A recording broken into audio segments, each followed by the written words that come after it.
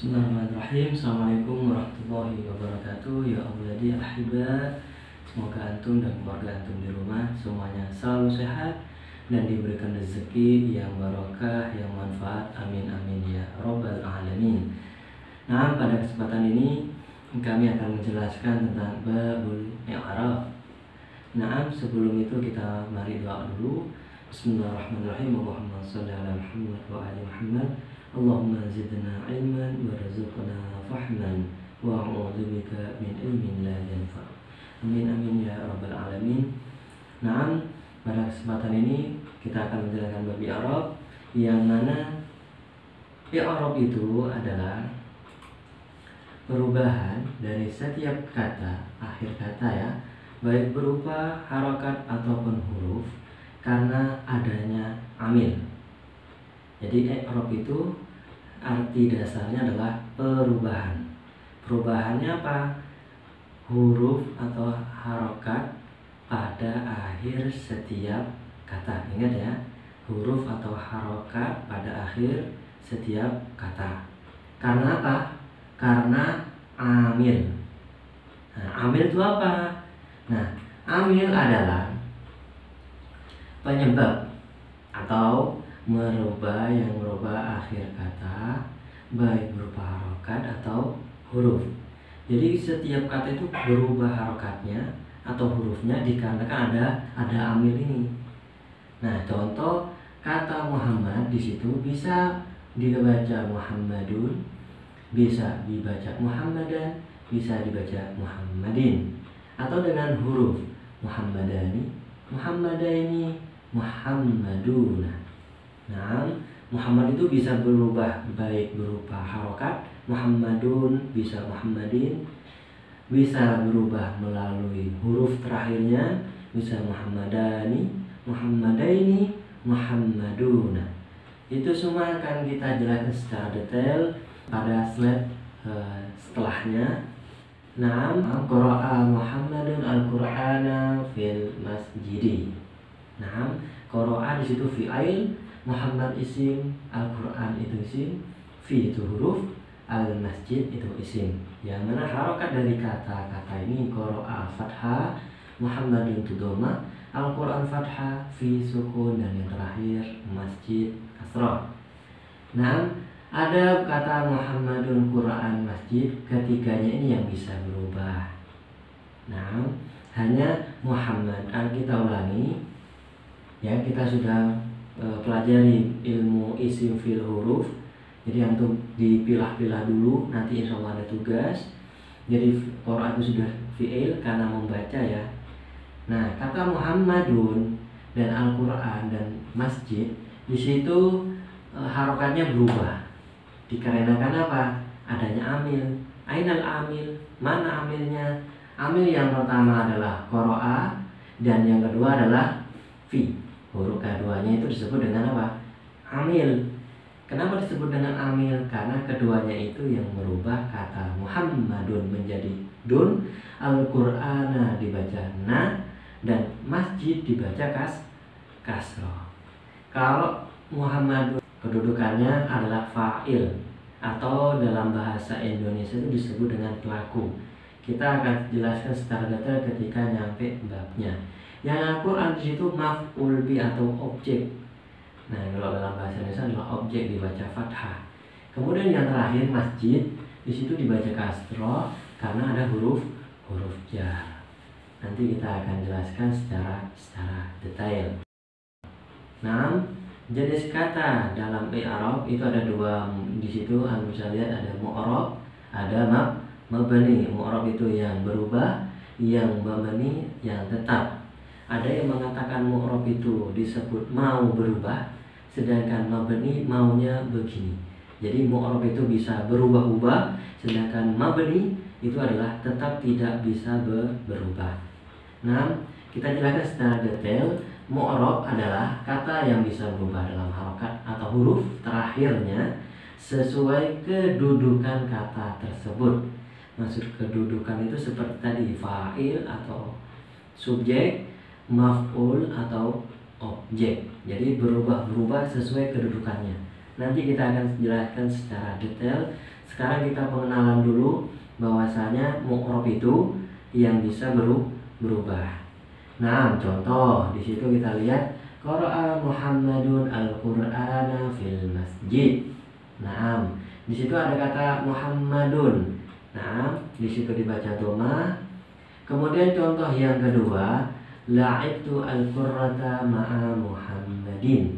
Sekarang Muhammad ini menjadi kasroh. Nah, berarti Muhammad ini dikatakan mu'rab, berubah. Kemudian contoh yang ketiga, ra'aitu Muhammadan. Jadi Muhammadan juga berubah sekarang menjadi fathah. Dalam ilmu nahwu tidak ada kata fathatain, domatain atau kasrotain. Yang ada adalah doma. Kalau fathatain berarti ya fathah. Kalau kasrotain berarti kasroh. Nah, dari kata Muhammad ini ia berubah. Jadi doma, jadi kasroh, jadi fathah. Itulah yang disebut dengan mu'rab. Kemudian mabni, apa itu mabni?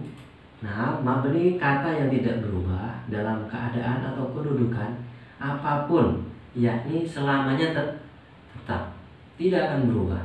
Contoh, nomor satu adalah isim isyarah hadhihi. Dan mungkin hadhihi itu dibaca hadhihu ataupun hadhiha. Nah, itu dibaca tetap selamanya dibaca hadhihi. Kemudian yang kedua adalah isim dhamir. Insya Allah ini antum tahu isim dhamir adalah kata ganti.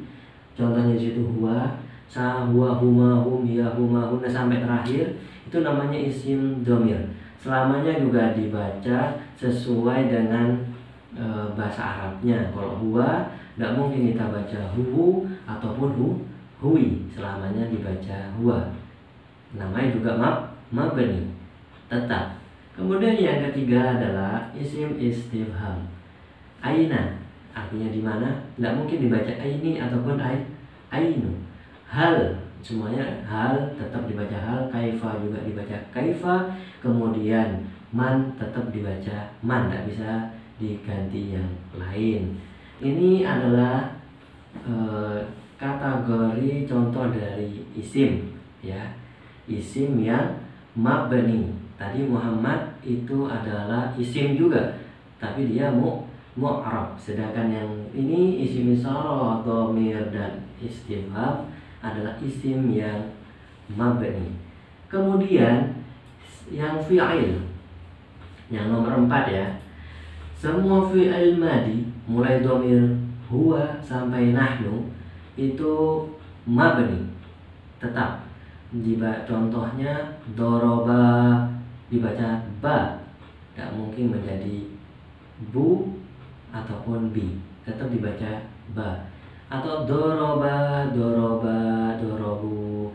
Nah, dorobu karena bertemu dengan wawu jama, dia mabni, tetap dibaca doma, tidak bisa menjadi doroba. Nah, karena bertemu dengan wawu.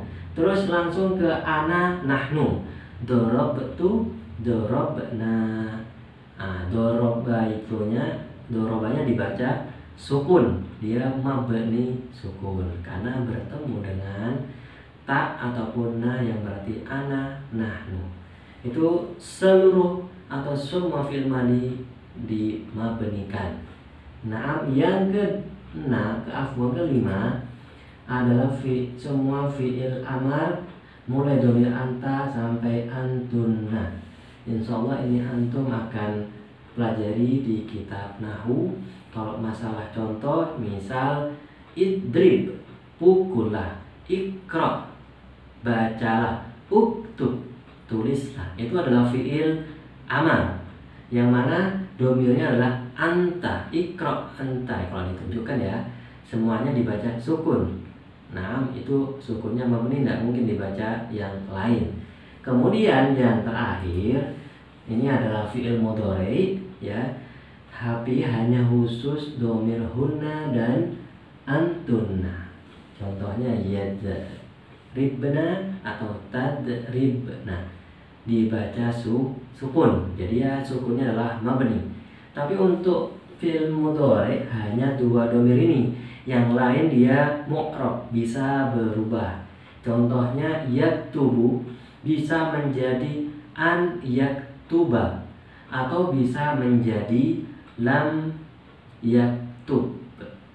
Di baknya disukun. Insya Allah kita akan jelaskan ketika masuk ke bab i'rab yang tabel. Naam, itu semua adalah penjelasan dari babul i'rab. Dari penjelasan itu kita bisa simpulkan bahwasanya fi'il dan isim keduanya ini sebagian ada yang mabni, ada yang mu'rab yang sudah kita jelaskan tadi. Yang mabni bisa tadi isim isyarah, ada isim istifham, ada isim dhamir. Sedangkan yang mu'rab isim-isim yang selain tiga tadi. Contoh Muhammadun, ada baitun, itu adalah isim selain yang tiga tadi. Berarti itu semua adalah mu'rab. Sedangkan yang tiga, isim dhamir, isim istifham, isim isyarah, itu mabni. Jadi yang fi'il adalah fi'il madi tadi, fi'il amr dia mabni. Sedangkan fi'il mudhari dia bisa ada yang mabni, ada yang mu'rab. Sehingga fi'il ataupun isim bisa mabni, bisa mu'rab. Kemudian yang terakhir, karena jenis kata yang terakhir yaitu apa? Huruf. Nah, huruf ini semuanya mutlak adalah mabni. Nah, nanti bisa perhatikan ya, semuanya adalah mabni tetap. Contohnya huruf atof. Huruf atof itu contohnya wa, yang artinya adalah dan, tidak bisa dibaca wi ataupun wu. Kemudian ada huruf jar yang sudah kita pelajari. Ada min, ada ila, ada ala, naam, ada bi, dan seterusnya.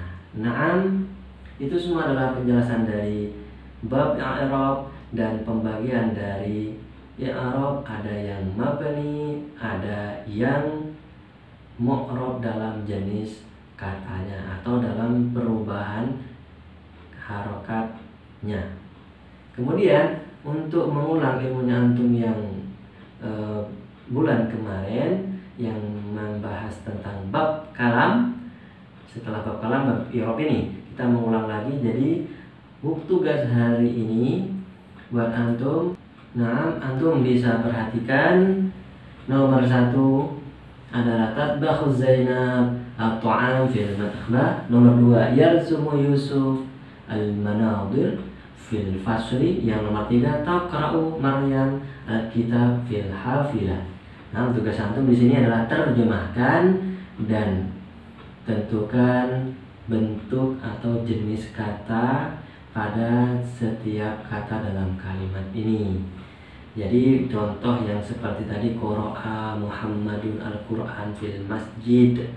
Jadi qara'a itu fi'il, Muhammad itu isim, Al-Quran isim, fi adalah huruf, dan masjid adalah isim. Seperti itu.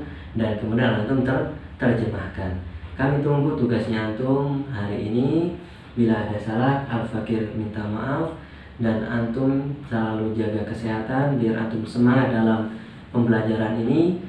Naam, syukran. Assalamualaikum warahmatullahi wabarakatuh.